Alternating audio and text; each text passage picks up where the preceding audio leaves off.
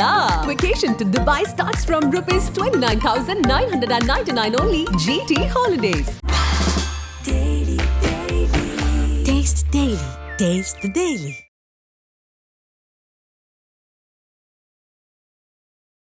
நீக்க சொல்லி அழுத்தம் வந்ததா ஆளுங்கட்சியில இருந்து? இல்ல, ஆளுங்கட்சியில இருந்து அப்படி ஒரு அழுத்தம் கொடுப்பதற்கு வாய்ப்பு இல்ல, கொடுக்க மாட்டார்கள். மக்களுக்கான முழக்கம் இல்ல, மக்களுக்கான முழக்கத்தை பதிவு பண்றதுக்கே அச்சப்படுதா விசிகா? ஏன்னா பதிவு பண்ணிட்டு ஏன் டெலீட் பண்றீங்க? விளிம்புநிலை மக்களுக்கு அரசியல் அதிகாரம் தேவைப்படுகிறது. அந்த அரசியல் அதிகாரம் தான் எல்லா சிக்கலுக்கும் ஒரு தீர்வா இருக்கும். அரசியல் களத்திலும் நாங்கள் கூலிகளாக இருக்க முடியாது. 2024 தேர்தல் முடிவுக்கு பிறகு ஸ்டாலின் அவர்களை சந்தித்த பிறகு திருமாவளவன் அவர்கள் ஒரு பதிவு பண்ணாங்க. கள்ளக்குறிச்சி இஷ்யூ எல்லாம் எதிர்கட்சிகள் பெருசா பண்ணாங்க, அதெல்லாம் தோற்று போயிருச்சு அப்படிங்கிற பதிவு பண்ணிருக்காங்க. திமுகவுக்கு நீங்க பாராட்டினது விசிகா திருமாவளவன் அவர்கள் தான் பாராட்டினார். உங்க கேள்வி மேலோட்டமாக பார்த்தால் நியாயமாக தோன்றும். முக ஸ்டாலின் பதவி விலகணும் இப்படி கோரிக்கை வச்சாங்க. எடப்பாடி பழனிசாமி பதவி விலகணும்னு 2021 முன்னாடி திமுகவும் திமுக கூட்டணி கட்சிகளும் போராட்டம் பண்ணிச்சிருந்தாங்க. அதே மாதிரி தானே அவங்களும் அரசியல் நிலைப்பாடு எடுப்பாங்க. திருமாவளவன் அவர்கள் விடுதலை சிறுத்தைகள் கட்சி பஞ்சமி நில மீட்புக்கு என்ன போராட்டம் எடுத்திருக்காரு, என்ன மாதிரியான நடவடிக்கை அரசு தரப்புல இருந்து எடுக்க வச்சிருக்காரு, திமுக ஆட்சி வந்த பிறகு 3 ஆண்டுகள்ல என்ன மாதிரியான நடவடிக்கை எடுக்கப்பட்டது, அதை சொல்லுங்க. ஆட்சியிலும் பங்கு அதிகாரத்திலும் பங்கு என்கின்ற கேள்விக்கு உங்களுக்கு விடை வேண்டுமா அல்லது வேங்க வெயில் பிரச்சனைக்கு விடை வேண்டுமா தெரியல. எடப்பாடி பழனிசாமி ஆட்சி காலத்துல நேரடியா அதிமுகவும் எடப்பாடி பழனிசாமியும் குற்றச்சாட்டு பண்ற விசிகா, திமுக ஆட்சி காலம் வந்த பிறகு ஆட்சி அதிகாரம் வேற, அதிகாரிகள் வேற, திமுக வேற, அரசு வேறன்னு பிரிச்சு பாக்குது. என்ன காரணம்?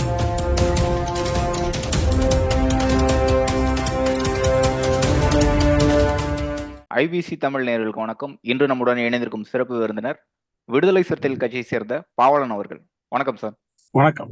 ஆட்சியிலும் அதிகாரத்திலும் பங்கு அப்படின்ட்டு திருமாவளவன் அவர்கள் பேசினதை ட்விட்டர்ல பதிவு பண்ணியிருந்தாங்க. அவருடைய ஐடியில உடனே டெலீட் பண்ணியிருந்தாங்க. அதன் பிறகு 2வது முறையாகவும் அதே பதிவு வந்துருந்துச்சு. மீண்டும் அந்த பதிவு டெலீட் பண்ணப்பட்டது. இப்ப திருமாவளவன் அவர்கள்ட்ட கேட்கும்போது இது ஏன் டெலீட் பண்ணீங்கன்னு கேட்கும்போது இது அட்மின் பண்ணிட்டாங்க அப்படிங்கிற மாதிரி சொல்றாங்க. இந்த பதிவை நீக்க குறித்து விசிகாவுக்கு ஒரு அழுத்தம் வந்ததா? ஆட்சியிலும் பங்கு அதிகாரத்திலும் பங்கு என்கின்ற அந்த முழக்கத்தை கடந்த 1999 ஆண்டு விடுதலை சிறுத்தைகள் நாடாளுமன்ற தேர்தல் களத்தில் அடியெடுத்து வைத்த போது தலைவர் எழுச்சித்தமிழர் அவர்கள் புரட்சியாளர் அம்பேத்கர் சிலைக்கு மாலை அணிவித்து விட்டு அந்த முழக்கத்தை முன்வைத்தார். அன்றைக்கு இருந்த தமிழ் மாநில காங்கிரஸ் கட்சியினுடைய தலைவர் ஐயா மூப்பனார் அவர்கள் அதை வரவேற்றார். தமிழ் மாநில காங்கிரஸ் கட்சியை ஆட்சி அமைத்தால் விடுதலை சிறுத்தைகளுக்கு ஆட்சியிலும் பங்கு அதிகாரத்திலும் பங்கு தருவோம் என்று அன்றைக்கு அதை வெளிப்படையாகவே அறிவித்தார். இது விளிம்புநிலை மக்களுக்கான ஒரு அரசியல் அதிகார பகிர்வு தேவை. அதனாலதான் விடுதலை சிறுத்தைகள் கட்சி தலைவர் எழுச்சித்தமிழர் அவர்கள் விடுதலை சிறுத்தைகள் கட்சி என்கின்ற அந்த பெரிய ஒரு மகத்தான பேரியக்கத்தை கட்டமைத்து இது சாதாரண ஏழை எளிய உழைக்கின்ற மக்களுக்கான ஒரு அரசியல் கட்சியாக இதை வளர்த்தெடுத்து வருகிறார். சமூகத்தில் இருக்கக்கூடிய ஏராளமான சிக்கல்களுக்கு அதாவது பொலிட்டிக்கல் பவர் என்று சொல்லக்கூடிய அரசியல் அதிகார பகிர்வு தான் ஒரு தீர்வா இருக்கும். உண்மையான ஜனநாயகம் என்பது அரசியல் அதிகாரத்தை பகிர்ந்து கொள்வதுதான், அதிகாரத்தை பரவலாக்கிக் கொள்வது, அதுதான் உண்மையான ஜனநாயகம். அந்த அடிப்படையில் வைக்கப்பட்ட அந்த முழக்கத்தை இப்ப நாங்க மது மற்றும் போதைப் பொருள் ஒழிப்பு மகளிர் மாநாட்டை அக்டோபர் 2ஆம் தேதி நடத்துறதுனால ஒவ்வொரு மண்டலங்கள்லயும் அந்த கூட்டத்தை நடத்தி வருகிறோம். சென்னை மண்டலம், இந்த பக்கம் சேலம் மண்டலம், விழுப்புரம் மண்டலம், மதுரை மண்டலம் என்று தமிழ்நாட்டில் இருக்கக்கூடிய மாவட்டங்களை மண்டல வாரியாக பிரித்து 4-5 மாவட்டங்களை ஒன்றிணைத்து அதற்கான அந்த கருத்துருவாக்கத்தை உருவாக்குவதற்காக மண்டல கூட்டம் நடத்தி வருகிறோம். அப்படி அந்த அடிப்படையில சென்னை மண்டலம் சார்பாக நம்ம மறைமலை நகர்ல அந்த கூட்டம் நடந்துச்சு. அங்கதான் தலைவர் பேசுறாங்க. என்ன பேசுறாங்கன்னா, அன்றைக்கு 1999 முன்வைக்கப்பட்ட அந்த முழக்கத்தை கோடிட்டு பேசுறாரு. அரசியல் கட்சி அதாவது அரசியல் களத்தில் தொடர்ந்து இத்தனை ஆண்டு காலம் நாங்க நம்ம பயணப்பட்டு வருகின்றோம். அப்ப அரசியல் அதிகார பகிர்வு தேவை அப்படின்றத அன்னைக்கு நான் பேசினேன் அப்படின்ற கருத்தை வலியுறுத்துறாரு. அதை எங்க கட்சியில இருக்கக்கூடிய அட்மின், அதாவது சமூக ஊடக மையத்தில் இருக்கக்கூடிய தம்பிகள் தொடர்ந்து தலைவர் பேசிட்டு அப்படியே கடந்து போயிருவாரு, அடுத்தடுத்த நிகழ்ச்சிக்கு போயிருவாரு.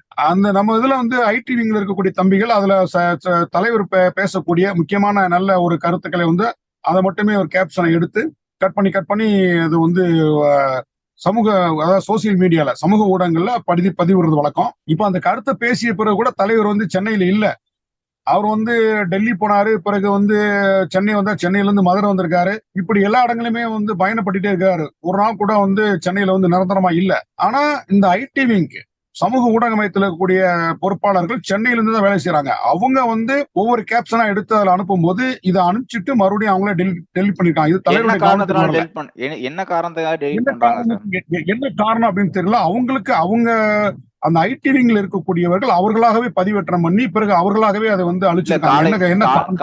காலையில முதல் முறை வந்து பதிவு பண்ணும் போது என்ன இருந்துச்சுன்னா, அந்த ஆட்சி அதிகாரம் அது இரண்டுமே வந்து எழுதி இருந்தாங்க. பிறகு வந்து வெறும் வீடியோ மட்டும் பதிவு பண்ணியிருந்தாங்க. இதை நீக்க சொல்லி அழுத்தம் வந்ததா ஆளுங்கட்சியில இருந்து அப்படின்னு கேக்குறாங்க. இல்ல, ஆளுங்கட்சியில இருந்து அப்படி வந்து ஒரு அழுத்தம் கொடுப்பதற்கு வாய்ப்பு இல்ல, கொடுக்க மாட்டார்கள். இது வந்து எங்களுக்கு தேவையான முழக்கம், எங்களுடைய முழக்கம், மக்களுக்கான முழக்கம். இதுதான் உண்மையான ஜனநாயகம். மக்களுக்கான முழக்கத்தை வந்து பதிவு பண்றதுக்கே அச்சப்படுதா விசிகா? ஏன்னா பதிவு பண்ணிட்டு ஏன் டெலீட் பண்றீங்க? 2 முறை டெலீட் பண்றீங்க. ஒரு முறை கிடையாது, 2 முறை டெலீட் பண்றீங்க. அந்த முழக்கம், அந்த கோரிக்கை இன்றும் உயிர்ப்புடன் இருக்கிறது. தலைவர் தெளிவா சொல்லியிருக்காங்க, யாருக்கு அச்சப்பட வேண்டிய தேவையில்லை. ஏன்னா எங்களுடைய கட்சியே சாதாரண ஏழை எளிய மக்கள், உழைக்கின்ற மக்கள், பாட்டாளிகளாக இருக்கக்கூடிய மக்கள், விவசாய கூலிகளாக இருக்கக்கூடியவர்களுக்காக, அவர்களுக்காக தான் அந்த கட்சி நடத்திட்டு இருக்கோம். அப்ப அவர்களுடைய சிக்கலை தீர்ப்பதற்கு மக்களை திரட்டு அப்படிங்கிற தலைவர் சொல்லியிருக்காரு. சிக்கலை தீர்ப்பதற்கு மக்களை திரட்டும் போது அவர்களுக்கு என்ன கொடுக்கணும்? நம்ம ஜனநாயகத்தை வந்து அதிகாரத்தை பரவலாக்கி கொடுக்கணும். அதுதான் விடுதலை சிறுத்தைகளுடைய முதன்மையான கோரிக்கை. இந்த கோரிக்கை எப்போதும் உயிர்ப்புடன் இருந்து கொண்டே இருக்கும். எங்களுடைய அனைத்து அரசியல் நடவடிக்கைகளும் அதற்காகத்தான். நாங்க எடுக்கிற முன்வைக்கிற எல்லா நடவடிக்கைகளும் அரசியல் அதிகாரத்தை பகிர்ந்து கொள்ள வேண்டும் என்பதற்காகத்தான் அதை முன்வைக்கிறோம். அதுல நாங்க ஒருபோது பின்வாங்க போறதில்லை. அக்டோபர் 2ஆம் தேதி வந்து மது ஒழிப்புக்கு மாநாடு வந்து நடத்துறீங்க. அக்டோபர் 2ஆம் தேதி கள்ளக்குறிச்சி நடத்துறீங்க. இதற்கு முன்பு வரை ஆட்சி அதிகாரத்துல கூட்டணியில இருக்கக்கூடிய திமுகவிடம் நேரடியா கேட்காம இப்போ வந்து ஒரு மாநாடுங்கிற மாதிரி நடத்துறீங்க. அழுத்தம் கொடுக்குதா விசிகா? ஏன்னா 2026 தேர்தலில் வந்து அதிகமான இடங்களை பெறுவதற்காக இப்போதே ஒரு அழுத்தம் கொடுக்குறாங்க அப்படிங்கிற மாதிரி சொல்லுவாங்கல்ல. நாங்க திமுகவோட கூட்டணி வைத்த நாட்களில் இருந்து தொடர்ந்து எங்களுக்கான இடப்பகிர்வை கேட்டுக்கிட்டு தான் இருக்கோம். எங்களுக்கு கூடுதலா சீட்டு கேட்டுட்டு தான் இருக்கோம். அது பேச்சுவார்த்தையில அவங்க குறைச்சு கொடுக்குறாங்க, அது வேற. ஆனால் நாங்கள் கேட்க வேண்டிய இடத்தில் இருக்கிறோம், கேட்டுக்கிட்டு தான் இருக்கிறோம். எங்கேயுமே போய் நாங்களாம் வந்து எங்களுக்கு 4 சீட்டு கொடுங்க, 6 சீட்டு கொடுங்கன்னு கேட்கணும். நாங்க வந்து 20க்கும் மேற்பட்ட தொகுதிகளை தான் கேட்கிறோம். நாடாளுமன்றத்திலையும் வந்து 3 நாடாளுமன்ற தேர்தலில் கூட 3 தொகுதிக்கு தான் கேட்கிறோம் நாங்க.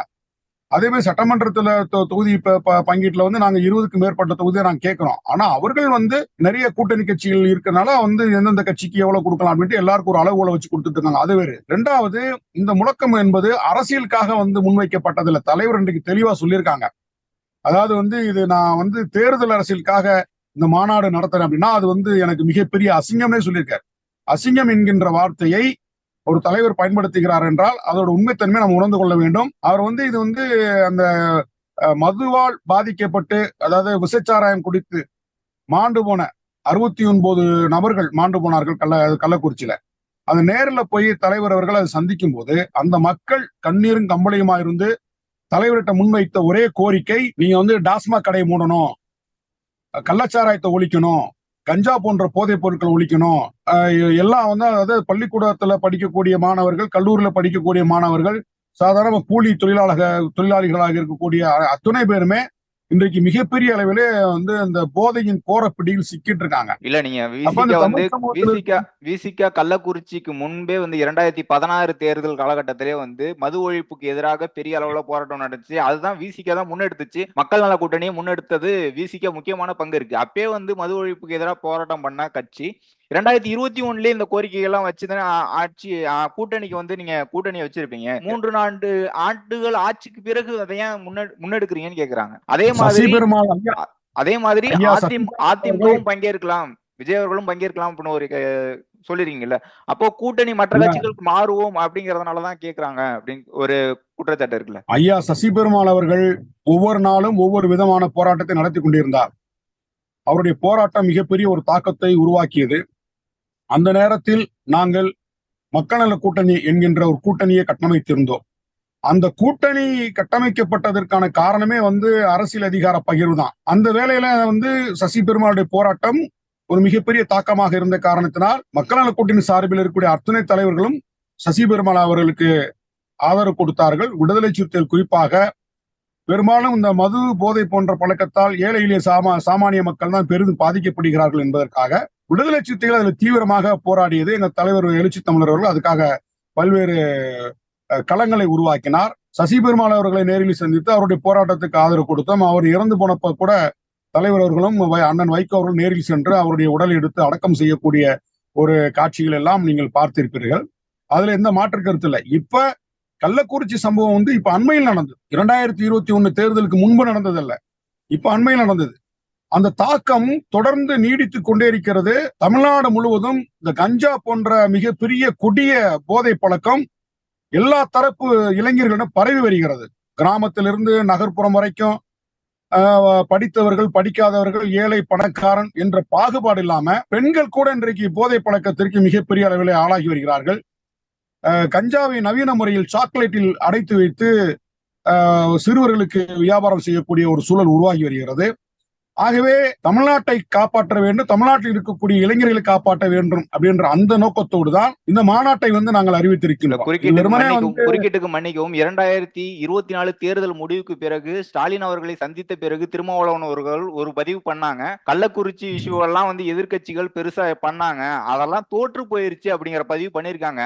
நீங்க தேர்தல் வெற்றி அப்போ வந்து கள்ளக்குறிச்சி வந்து பெருசா எடுபடல அப்படின்னு சொல்லிட்டு இன்னைக்கு கள்ளக்குறிச்சிக்காக அதன் பிறகு வந்து மது ஒழிப்புன்னு சொல்றது என்ன ஒரு நிலைப்பாடு? சரியான நிலைப்பாடா இல்லையா? அப்போ தேர்தலில் வந்து வெற்றி பெற்றுட்டீங்க, திமுகவுக்கு நீங்க பாராட்டினது விசிகா திருமாவளவன் அவர்கள் தான் பாராட்டினாரு. உங்க கேள்வி வந்து மேலோட்டமாக பார்த்தால் நியாயமாக தோன்றும். அதாவது வந்து கள்ளக்குறிச்சி சம்பவம் நடந்த போது எதிர்கட்சிகள் அத்தனை பேரும் என்ன கோரிக்கை வச்சாங்கன்னா, திமுக அரசு சரியில்லை, மு.க. ஸ்டாலின் அவர்கள் பதவியை ராஜினாமா செய்யணும். இப்ப முதலமைச்சர் பதவி பண்ண போறீங்க, யாரோ எதிர்த்து மாநாடு நடத்த போறீங்க? இல்ல, நான் சொல்லி முடிச்சுக்கிறேன். மு.க. ஸ்டாலின் அவர்கள் முதலமைச்சர் பதவியை ராஜினாமா செய்யணும், இதுதான் வந்து எதிர்கட்சிகளுடைய கோரிக்கையா இருந்தது. ஆனால் யாருமே இப்படி ஒரு துயர சம்பவம் நடந்திருக்கிறது, ஒரு வேதனை நடந்திருக்கிறது, சாமானிய மக்கள் அந்த நச்சு சாராயத்தில் பாதிக்கப்பட்டு மாண்டு போனார்கள், ஆகவே இதை பயன்படுத்தியாவது உடனடியாக மதுக்கடைகளை மூட வேண்டும், கள்ளச்சாராயத்தை ஒழிக்க வேண்டும் என்று எதிர்கட்சிகள் கோரிக்கை வைக்கவில்லை. மாறாக திமுக அரசு கலைக்கப்படணும், மு.க. ஸ்டாலின் பதவி விலகணும், இப்படி கோரிக்கை தான் வச்சாங்க. எடப்பாடி பழனிசாமி பதவி விலகணும்னு 2019க்கு 2021க்கு முன்னாடி திமுகவும் திமுக கூட்டணி கட்சிகளும் போராட்டம் பண்ணிச்சு தானே, அதே மாதிரி தானே அவங்களும் அரசியல் நிலைப்பாடு எடுப்பாங்க. அதான் நான் சொல்லி முடிச்சு நான் சொல்லிட்டு வர்றேன்.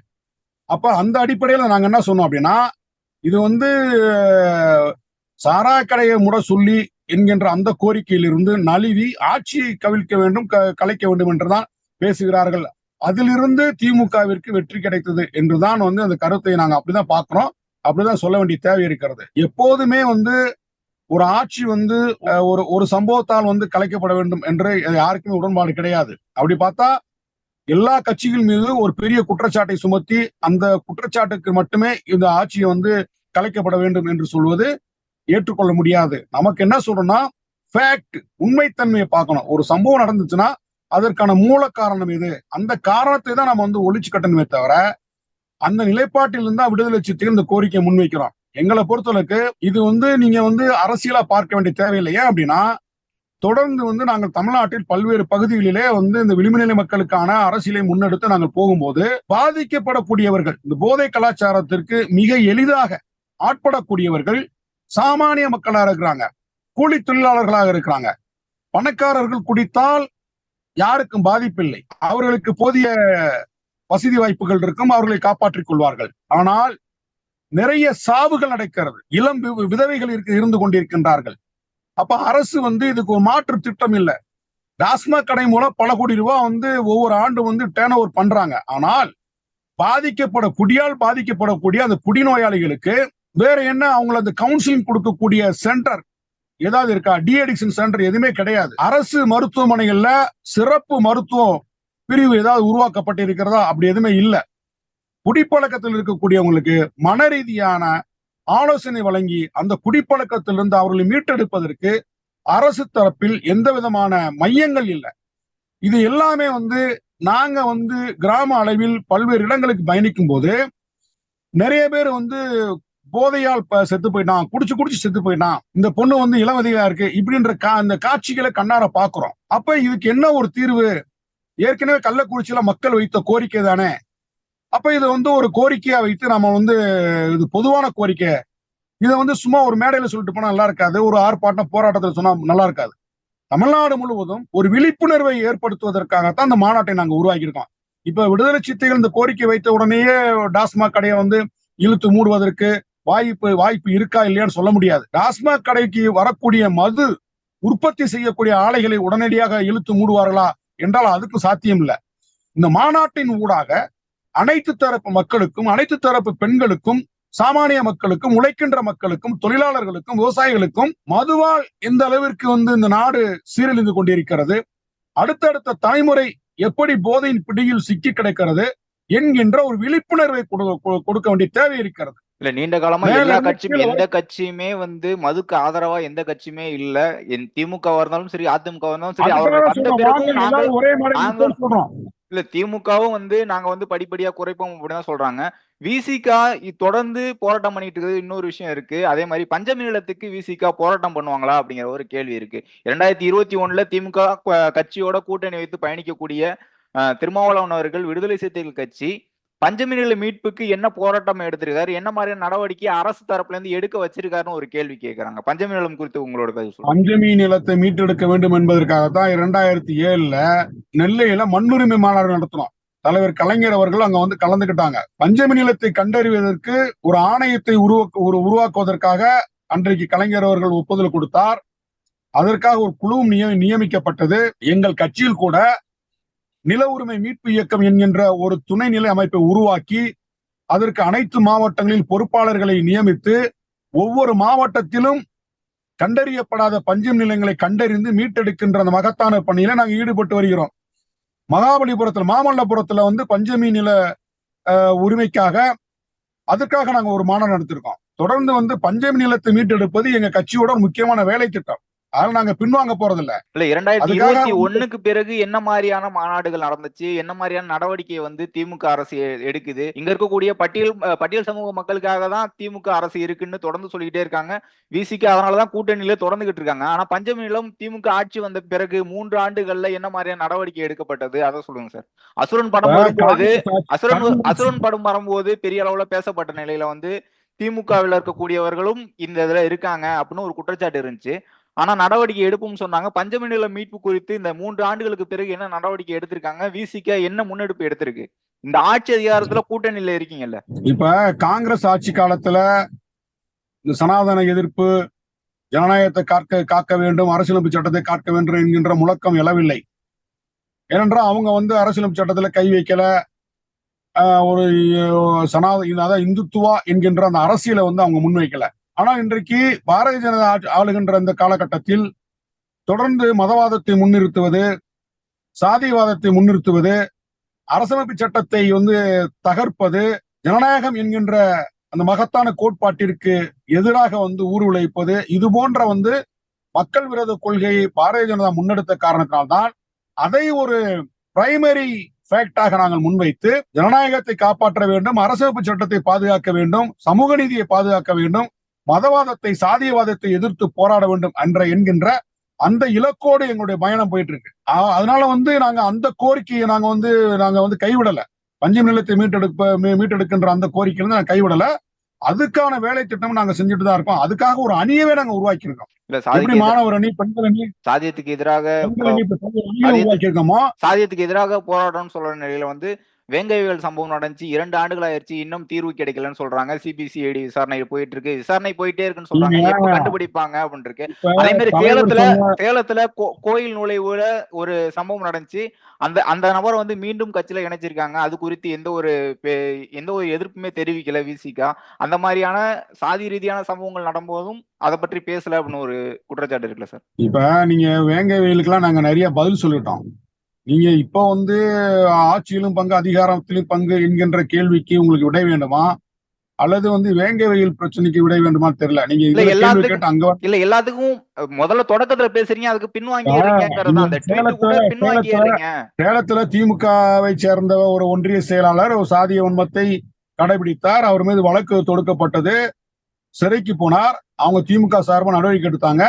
அவர் மேல வழக்கு இருக்கு. வழக்கு பதியப்பட்டு சிறைக்கு போனாரு. வழக்கு நீங்க மறுபடியும் ட்ரையலுக்கு வரும்போது அவருக்கு தண்டனை கிடைக்கும். அதுல வந்து அதுல என்ன ஆக போகுது?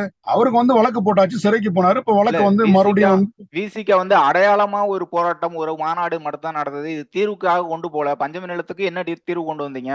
மது ஒழிப்புக்கு 3 ஆண்டுகள் ஆட்சியில தான் இருக்காங்க. அவங்ககிட்ட கேட்காம ஏன் நீங்க வந்து மாநாடு, ஆர்ப்பாட்டம், போராட்டம்னு அறிவிக்கிறீங்கன்னு இப்ப கேட்கிறேன். பஞ்சமி நிலத்திற்கு தமிழ்நாடு முழுவதும் கண்டறியப்படாத நிலங்கள் ஏராளமா இருக்கு. கண்டறியப்பட்ட நிலங்கள் மிக மிக குறைவு. அது ரொம்ப ஓல்டு டாக்குமெண்ட், வெள்ளக்காரன் காலத்துல கொடுக்கப்பட்ட டாக்குமெண்ட்ஸ்.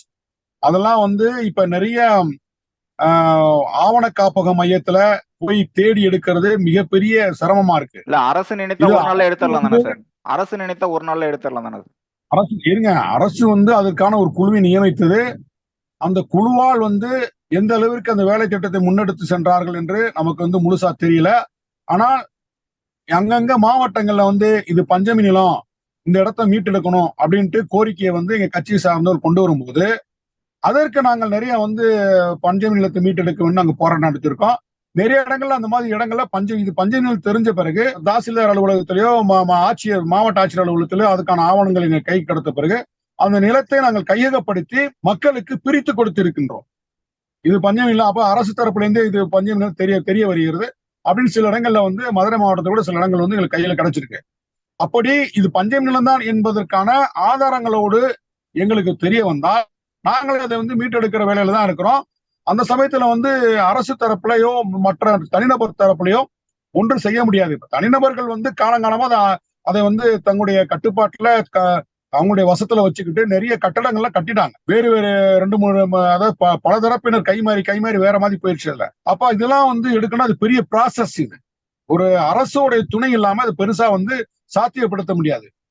ரெண்டாவது வந்து ஒரு அரசு வந்து முழுமையா வந்து இதுல கவனம் செலுத்தும் போது மிகப்பெரிய ஒரு பகையை அரசு வந்து சம்பாதிக்கக்கூடிய ஒரு வாய்ப்பு உருவாகும்.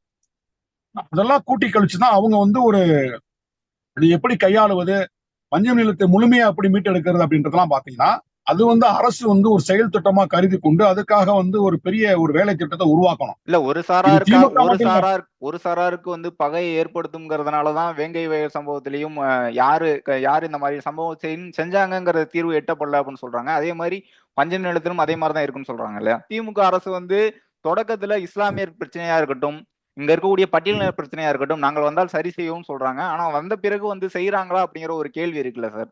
அதை வந்து முன்னெடுக்கணும். இதுங்க இப்ப வேங்கவயல் பிரச்சனை அப்படின்றது எல்லாருக்குமே ஒரு மனவலியை கொடுக்கக்கூடிய ஒரு பிரச்சனை தான். வேங்கவயல் வந்து ஒரு நகர்ப்புறத்துல இருந்துதான் நடந்தது. அங்க வந்து ஒரு சிசிடிவி அந்த கேமரால பதிவாயிருக்கு அப்படின்னா ஒரு குற்றவாளியை எளிதாக அடையாளம் கண்டுபிடிச்சிருவாங்க. அது வந்து ஒரு சின்ன கிராமம், எந்த விதமான இன்ஃப்ராஸ்ட்ரக்சர் இல்லாத ஒரு கிராமம், கேமரா வசதி இல்லாத ஒரு கிராமம். ஒட்டுமொத்தமா வந்து அந்த ஊர்ல இருக்க அனைத்து தரப்பு மக்களையுமே நீங்க வந்து அதுக்கான அந்த ஆய்வுக்கு உட்படுத்தினாதான் உண்மை வந்து வெளியில வரும். இப்ப சில பேர் ஆய்வுக்கு உட்படுத்தி இருக்காங்க, அதுல எந்த விதமான ஆதாரமும் கிடைக்கல. அது வந்து ஒரு புலனாய்வு பண்ணிட்டே இருக்கிறாங்க, கிடைக்கல. நாங்களும் வந்து அரசுக்கு வந்து அழுத்தம் கொடுத்துட்டு தான் இருக்கோம். முதலமைச்சர் அவர்களை சந்திக்கக்கூடிய வாய்ப்பு கிடைக்கின்ற நேரத்துல எல்லாம் எங்க தலைவர் வந்து இந்த வேங்கவயல் சம்பவம் வந்து ஒரு மிகப்பெரிய ஒரு இழுக்கா இருக்கு, திமுக ஆட்சிக்கே ஒரு அவப்பெயரை கொடுக்கக்கூடிய ஒரு சம்பவமா இருக்கு, நீங்க வந்து அதை எப்படியாவது வந்து கண்டுபிடிச்சிருக்குன்னு சொல்லிட்டு அழுத்தம் கொடுத்துட்டு இருக்காங்க. முதலமைச்சர் தரப்புல இருந்து அதிகாரிகளுக்கு வந்து உரிய நடவடிக்கை எடுக்க சொல்லி அழுத்தம் கொடுத்துட்டு தான் இருக்காங்க. அதிகாரிகளும் அதற்கான முயற்சியில் இருக்கிறாங்க. ஆனால் கண்டறிவதில் நிறைய சிக்கல் இருக்கிறது. ஏராளமான படுகொலைகள் நடந்திருக்கு. நிறைய படுகொலைக்கான காரணங்களை கண்டறிய முடியல, குற்றவாளிகளை கண்டறிய முடியல. எவ்வளவு திருட்டு நடந்திருக்கு, திருட்டை கண்டுபிடிக்க முடியல. அது மாதிரிதான் வந்து முயற்சி எடுத்தாலும் கண்டுபிடிப்பதற்கான குழுக்கள் அமைக்கப்பட்டாலும் ஆய்வு நடத்தினாலும் உண்மையை கண்டுபிடிக்க முடியாத நிகழ்வுகள் ஏராளமா இருக்கு. அப்படி இருக்கும்போது வேங்கவயல் அந்த பட்டியல தான் இருக்கு. இருந்தாலும் விடுதலை சிறுத்தைகள் அந்த நிலைப்பாட்டிலிருந்து நாங்க பின்வாங்கல. ஏன்னா கேட்கறவங்க எல்லாமே எங்களதான் கேள்வி கேட்கறாங்க. நீங்க வந்து வேங்கவயல் பிரச்சனைக்கு என்ன நடந்தது, என்ன தீர்வு கண்டீங்க, திமுக என்ன பண்ணிச்சு எங்களே கேள்வி கேட்கறாங்க. அதனால நாங்க வந்து இதுல பின்வாங்க முடியாது. கட்சி நடத்துறதே அது போன்ற ஒரு சமூக அவலங்கள்ல இருந்து இந்த மக்களை மீட்பதற்காகத்தான். ஆனால் இந்த ஒற்றை ஒரு சம்பவத்தை வைத்துக் கொண்டு ஆங்காங்கே நடைபெறும் சில சாதிய வன்மமான சம்பவங்களை முன்வைத்துக் கொண்டு ஒரு ஆட்சிக்கு எதிராக, சனாதனத்திற்கு எதிராக, சனாதனத்துக்கு சவால் விடக்கூடிய ஒரு ஆட்சி நடைபெறும் போது அந்த ஆட்சிக்கு எதிராக போய் நாம வந்து எதுவும் வேறு விதமான இடையூறுகளை செய்து ஒரு நிர்வாகத்துக்கு எதிரான ஒரு இடைஞ்சலை வந்து நம்ம கொடுக்க கூடாது. அதுல விடுதலை சிறுத்தைகள் வந்து நாங்க தெளிவா இருக்கோம். இல்ல இப்ப கூட 2026 தேர்தல்ல திமுக வெற்றி பெறணும், எத்தனை விஜய் வந்தாலும் வெற்றி பெற முடியும், இந்த மதுவிலக்கை கொண்டு வந்துட்டா அப்படின்னு சொல்றீங்க. விசிக இந்த மாநாடு நடத்துறது வந்து ஒரு திசை திருப்பதற்கான ஒரு மாநாடா தான் இருக்கு. இது வந்து மக்களுக்கு பிரச்சனைக்கு வந்து தீர்வு எட்டணும் அப்படின்னா நேரடியா வந்து ஸ்டாலின் அவர்கிட்ட கேட்க வேண்டியதானே, ஏன் தனியா மாநாடு நடத்துறாங்க, எதுக்கு ஆர்ப்பாட்டம் நடத்துறாங்கன்னு கேக்குறாங்க. ஸ்டாலின் அவர்கள் நேரடியா பார்க்கக்கூடிய திருமாவளவன் அவர்கள் எதற்கு மாநாடு நடத்துறாங்க? ஏற்கனவே வந்து திமுக தன்னுடைய தேர்தல் அறிக்கையில படிப்படி மதுக்கடைகளை மூடுவோம் என்று அறிவிச்சிருக்காங்க. ஆனா முழுமையா மூடல. அவங்க கிட்டத்தட்ட 3 ஆண்டு காலத்தையும் கடந்து ஆட்சி கடந்துருச்சு. இன்னும் சில மாதங்கள் தான் இருக்கு. அப்ப நம்மளும் கோரிக்கை வச்சுட்டு தான் இருக்கிறோம். அவங்களும் வந்து தேர்தல் அறிக்கையில ஒரு வாக்குறுதியா கொடுத்தாங்க. அப்படி இருந்தும் திமுக அரசு பல்வேறு காரணங்களால் மதுக்கடைகளை வந்து இழுத்து மூடல. பாதிப்புகள் வந்து நாளுக்கு நாள் அதிகமாகிட்டே இருக்கு. குடிநோயாளிகள் எண்ணிக்கை உருவாகி கொண்டே இருக்கிறது. குடிகாரர்கள் பெருகி கொண்டே இருக்கிறார்கள். அதனாலதான் ஒவ்வொரு ஆண்டும் டாஸ்மாக் வருமானம் பல கோடியை தாண்டி போயிட்டு 467 கோடி நினைக்கிறேன். ஒரு டார்கெட் பிக்ஸ் பண்ணி ஒவ்வொரு ஆண்டும் வந்து அவருடைய வியாபாரம் வந்து கூடிக்கிட்டே போகுது. வியாபாரம் கூடுகிறது என்றால் குடிகாரர்கள் கூடுகிறார்கள் என்றது, கூடிக்கொண்டே போகிறார்கள் என்றுதான் அர்த்தம். அப்ப குடிநோயாளிகள் பெருகி கொண்டே இருக்கிறார்கள் என்றுதான் அர்த்தம். அதனால வந்து அரசுக்கு கோரிக்கை வச்சுட்டோம். அரசு வந்து கடையை மூடல. அவர்களுக்கு என்ன நெருக்கடின்றது முழுமையா தெரியல. ஆகவே ஒரு மாநாட்டை நடத்தி தமிழ்நாடு முழுவதும் இருக்கக்கூடிய அனைத்து தரப்பு மக்களுக்கும் மதுக்கடைகளை மூட சொல்வதற்கு ஒரு விழிப்புணர்வை உருவாக்குவதற்காகத்தான் அந்த மாநாடு. இதுல எந்த விதமான அரசியல் காரணமும் கிடையாது. அது தெளிவா வந்து எங்க தலைவர் சொல்லிட்டாரு. இன்னைக்கு கூட செய்தியாளர்களை சந்திக்கும் போது இதுல வந்து தேர்தல் கூட்டணி கணக்கு அப்படின்னு சொன்னா அது வந்து மிகப்பெரிய அசிங்கம். எனக்கு அந்த மாதிரி எண்ணம் எதுவுமே இல்லை. இன்று வரை நாங்கள் திமுக கூட்டணியில் தொடர்ந்து கொண்டிருக்கிறோம். அதில் எந்த சிக்கலும் இல்லை என்று சொல்லியிருக்கிறார். மதுரையில வந்து விடுதலை சிறுத்தைகள் கட்சியோட கொடிக்கம்பம் நேற்று அகற்றப்பட்டிருக்கு. திருமாவளவன் அவர்கள் பதிவு பண்ண ட்வீட் வந்து மறுபடியும் டெலிட் பண்ணப்பட்டிருக்கு. இந்த ஆட்சியில் பங்கு, அதிகாரத்தில் பங்கு அப்படிங்கிற பதிவை வந்து மறுபடியும் விடுதலை சிறுத்தைகள் பதிவு பண்ணுமா தங்களுடைய ட்விட்டர் அக்கௌண்ட்ல? நீங்கள் மீண்டும் வந்து அதை தெளிவா வந்து பதிவு பண்ணுவீங்களா ட்விட்டர்ல? இதுல தலைவருடைய ஒப்புதல் இல்லாம அவங்க பதிவு பண்ணிட்டாங்க. அடுத்து வந்து மதுரையில வந்து இந்த கொடி கம்பத்தை வந்து அகற்றுறது வந்து மதுரை மாவட்ட ஆட்சித் தலைவர் விடுதலை சிறுத்தைகள் கொடியேற்றுகின்ற இடங்கள் எல்லாம் நிறைய இடையூறு செய்கின்றார். நீதிமன்றத்தில் ஆணை பெற்று மதுரையில் வந்து நாங்க வந்து கொடியேற்றணும். அதற்கே வந்து அவர் வந்து அனுமதி கொடுக்கல. இப்ப மதுரை புதூர்ல வந்து இந்த கொடிக்கம்பம் வந்து அகற்றப்பட்டது என்பதை அந்த ஒரு கால்வாயை அகலப்படுத்தும் போது அரசு தரப்பில் வந்து இந்த கொடிக்கம்பத்தை வந்து ஏற்கனவே இருந்த கொடிக்கம்பம் தான் அதை வந்து இடிச்சு எடுத்துறாங்க. நாங்கள் வந்து அதற்கு மறுப்பு தெரிவிக்கவில்லை. ஏன்னா ஒரு திட்டம், ஒரு நலத்திட்டம் உருவாக்குறாங்க. ஒரு கால்வாய் பகுதியை வந்து அகலப்படுத்துறாங்க. அகலப்படுத்தும் போது அது வரவேற்கத்தக்க விஷயம் தான். நாங்க வந்து அதை அமைதி காத்தோம். அதிலிருந்து சற்று தொலைவு தள்ளி ஒரு கொடிக்கம்பத்தை நாங்க வச்சோம். அங்கதான் பிரச்சனை வருது. கொடிக்கம்பத்தை வந்து நீங்க வைக்க கூடாது, உயரமா வைக்கிறீங்க அப்படின்லாம் சில காரணங்களை காட்டி வருவாய்த்துறை ஒரு நெருக்கடியை கொடுத்தது. பிறகு தலைவர் தலையிட்டு பேசிய பிறகு கொடிக்கம்பத்தை வைத்துக் கொள்ளலாம் என்று தற்போது செய்தி கிடைத்திருக்கிறது. இல்ல இப்போ இது அனுமதி கொடுத்துட்டான். திமுக தரப்புல ஆளும் தரப்புல இருந்து அழுத்தம் கொடுக்கப்பட்டிருக்குன்னு நினைக்கிறீங்களா சார்? இது வந்து விசிக திமுக அரசுக்கு எதிரான ஒரு மாநாடு நடத்துறாங்க. இப்ப இங்க பாருங்க, யார் ஆட்சிக்கு வந்தாலும் அரசு துறையில இருக்கக்கூடிய அதிகார வர்க்கம் வந்து சாதிய பார்வையோட தான் பல நேரங்கள்ல வந்து எடப்பாடி பழனிசாமி ஆட்சி காலத்துல வந்து நேரடியா அதிமுகவும் எடப்பாடி பழனிசாமியும் குற்றச்சாட்டு பண்ற விசிக திமுக ஆட்சி காலம் வந்த பிறகு ஆட்சி அதிகாரம் வேற, அதிகாரிகள் வேற, திமுக வேற, அரசு வேறன்னு பிரிச்சு பாக்குது. என்ன காரணம்? நாங்க அப்படி எங்குமே சொல்லவே இல்லையே. இல்ல இப்ப ஆட்சியாளர்கள் வருவாய்த்துறைன்னு சொல்றீங்க. அதிமுக ஆட்சி காலத்திலும் சரி, திமுக ஆட்சி காலத்திலும் சரி, காவல்துறையில இருக்கக்கூடிய சாதி வெறியர்கள், வருவாய்த்துறையில இருக்கக்கூடிய சாதி வெறியர்கள் எங்களுக்கு எதிராக செயல்படுகிறார்கள் என்றுதான் நாங்க பதிவு பண்ணியிருக்கோம். அது ஆட்சி மாறினாலும் அரசு துறையில் இருக்கக்கூடிய நிர்வாகத்தில் இருக்கக்கூடியவர்கள் நிலையா இருக்கிறாங்க. அவங்க வந்து தொடர்ந்து இந்த மாதிரி விடுதலை சிறுத்தைகள் வளரக்கூடாது, விடுதலை சிறுத்தையோட கொடிக்கம்பம் வந்து ஏற்றக்கூடாது அப்படின்ற வன்மத்தோடு செயல்படுற நிறைய அதிகாரிகள் இருக்காங்க. அவங்க செய்யற வேலை தான் அது. எல்லோரையும் நம்ம சொல்ல முடியாது. எல்லா இடங்களையும் வந்து கொடியேற்றிட்டு தான் இருக்கும். ஆனா சில இடங்கள்ல கொடியேற்றும் போது அந்த ஏரியால இருக்கக்கூடிய அதிகாரிகள் வந்து எங்களுக்கு எதிராக வந்து இந்த மாதிரி செய்யறாங்க. அது வந்து நாங்க ஃபேஸ் பண்ணிட்டு தான். அன்னைக்கு மதுரையில் அப்படி ஒரு நெருக்கடியை கொடுத்தாங்க. நாங்க இப்ப சந்திச்சோம், மக்கள் போராடினாங்க, ஒரு பெரிய அளவுல மக்கள் அணிதிரண்டாங்க. வேற வழி இல்லாம இப்ப அனுமதி கொடுத்துட்டாங்க. அந்த இடத்துல வந்து 20ஆம் தேதி, வருகின்ற 20ஆம் தேதி மதுரையில் மது மற்றும் போதை பொருள் ஒழிப்பு மகளிர் மாநாட்டுக்கான மதுரை மண்டல கூட்டம் நடைபெறுகிறது. அந்த மதுரை மண்டல கூட்டத்திற்கு வருகை தரும் எழுச்சி தமிழர் அவர்கள் கொண்டிருக்கிறார். நிலத்திலும் கூலியாக, தொழிற்சாலைகளிலும் கூலியாக வாழக்கூடிய இந்த மக்கள் அரசியல் களத்திலும் கூலிகளாக இருக்க வேண்டுமா? சாமானிய மக்கள் எல்லா இடங்களிலும் கூலிகளாக இருக்கிறாங்க. அப்ப சிக்கலை தீர்ப்பதற்கு, அவர்களுக்கான பிரச்சனைகளை போக்குவதற்கு, சாதிய கூறுகளை ஒழிப்பதற்கு விளிம்புநிலை மக்களுக்கு அரசியல் அதிகாரம் தேவைப்படுகிறது. ஜனநாயகம் என்கின்ற அந்த மகத்தான கோட்பாட்டின் அடிப்படையில் அரசியல் அதிகாரம் தேவைப்படுகிறது. அந்த அரசியல் அதிகாரம் தான் எல்லா சிக்கலுக்கும் ஒரு தீர்வா இருக்கும். அதற்காகத்தான் ஆட்சியிலும் பங்கு, அதிகாரத்திலும் பங்கு என்கிற முழக்கத்தை நாங்கள் முன்வைக்கிறோம். அரசியல் களத்திலும் நாங்கள் கூலிகளாக இருக்க முடியாது. சரிங்க சார், எவ்வளவு நேரம் உங்களுடைய நேரத்தை ஒதுக்கி உங்களுடைய கருத்துக்களை தெரிவித்ததுக்கு மிக்க நன்றி. நன்றி. Hola! Vacation to Dubai starts from rupees 29,999 only. GT Holidays. Taste the Daily. Taste the Daily.